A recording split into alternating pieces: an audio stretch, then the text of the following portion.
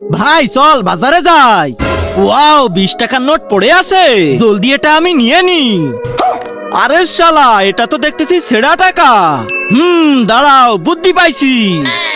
এই কলমির আঠা এখানে সুন্দর করে লাগিয়ে দি।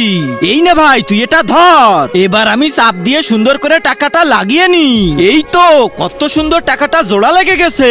এবার চল দোকানে যাই। শালা, আমার তো ভয় লাগতাছে, ধরা কি খেয়ে যাই। ভাইয়া, 2 প্যাকেট কুরকুরি দেন তো। বাপরে, আমার তো ভয়ের চোটে হাঁটু কাঁপা শুরু করছে।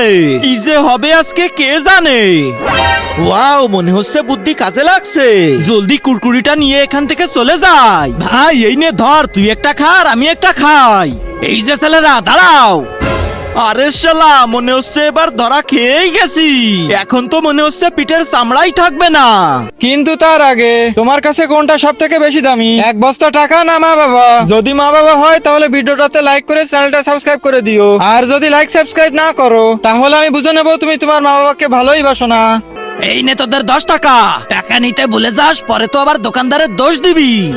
আরে বাস, উল্টে টাকা দিয়ে গেল, আর এইদিকে আমি প্যান্ট ভিজিয়ে ফেলছি।